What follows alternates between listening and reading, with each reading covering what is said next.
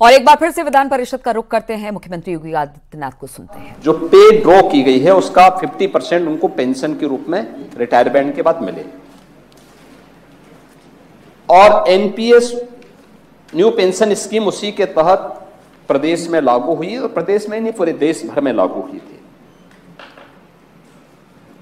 इसके तहत उस निश्चित तिथि के बाद जिन कर्मचारियों की, सरकारी कर्मचारियों की तैनाती नियुक्ति होगी वे एनपीएस से आच्छादित होंगे, उनके लिए एक नया अकाउंट खुलेगा। उस अकाउंट में 10% शेयर स्टेट गवर्नमेंट का होगा, 10% कर्मचारी का होगा। 2005 में एक कैलकुलेशन के तहत यह व्यवस्था पूरे देश के अंदर लागू हुई थी, जिसमें उत्तर प्रदेश भी शामिल था, जिसने अपने यहां यह व्यवस्था लागू की थी। और इस व्यवस्था के अंतर्गत उन कर्मचारियों के अकाउंट खुलने थे। देखिए, मुझे बताते हुए बहुत खेदपूर्वक मुझे कहना पड़ रहा है कि तत्कालीन सरकार ने 2005 से लेकर 2007 तक समाजवादी पार्टी की सरकार थी, 2007 से 2012 तक बहुजन समाजवादी पार्टी की सरकार थी, 2012 से 17 तक फिर समाजवादी पार्टी की सरकार थी। उन्होंने एक भी कर्मचारी का अकाउंट नहीं खोला। इस सच्चाई इस माननीय उच्च सदन के सामने आना चाहिए। एक भी कर्मचारी के अकाउंट नहीं खोले गए, बल्कि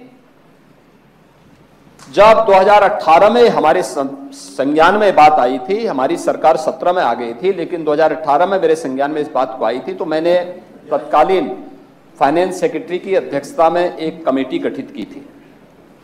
इस पे मैंने इससे संबंधित अकाउंट से जुड़े हुए विशेषज्ञों को भी रखा था, और मैंने कर्मचारी संगठनों से भी हम लोगों ने बातचीत की। केवल यह शिक्षकों से संबंधित नहीं था, बल्कि प्रदेश के लगभग उस समय 7.5 लाख कर्मचारियों से संबंधित था।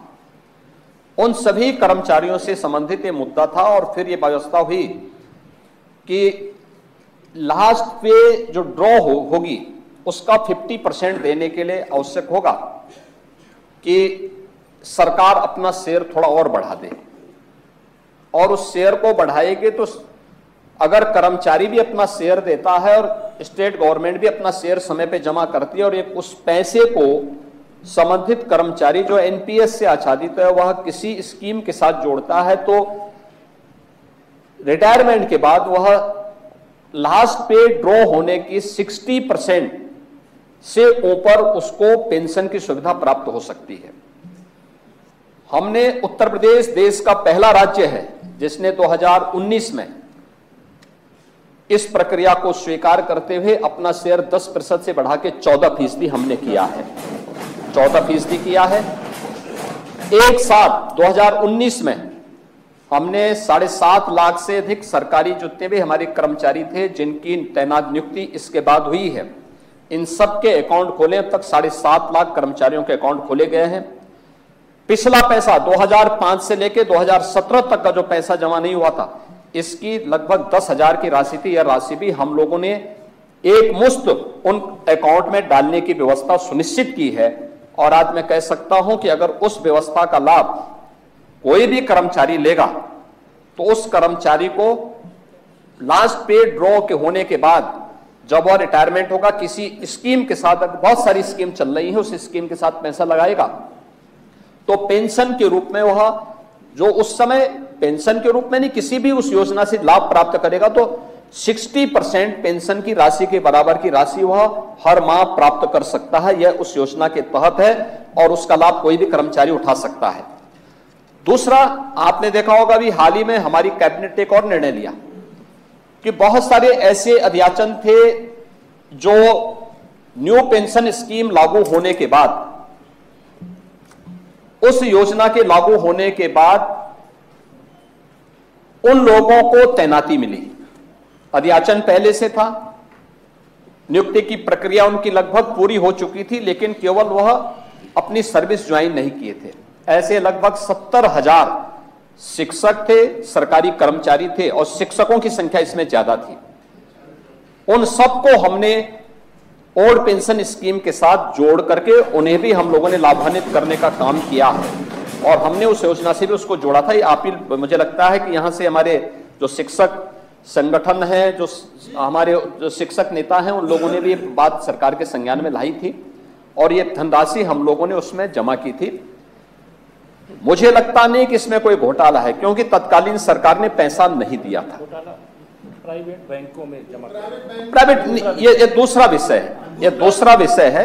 ये तो न्यू पेंशन स्कीम से जुड़ा हुआ मुद्दा है।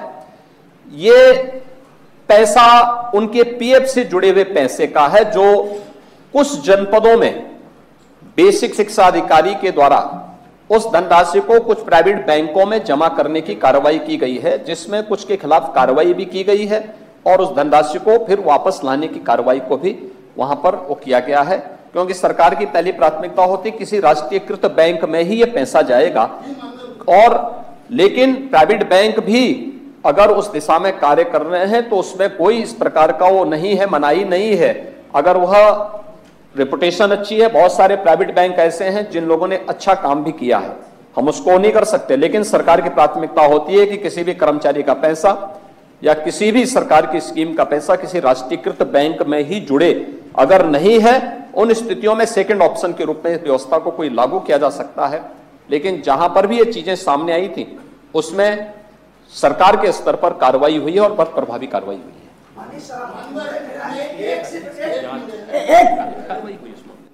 माननीय त्रिपाठी जी, 14% आप राज्यांश देते हैं, वह हमारे सहायता प्राप्त माध्यमिक विद्यालयों में वह पेंशन और भाग से आता है और वह लेट में आता है, कम आता है।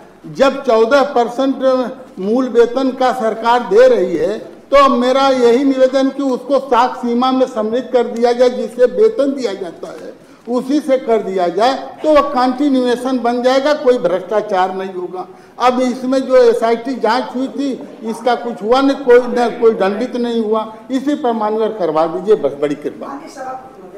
डॉक्टर मान सिंह,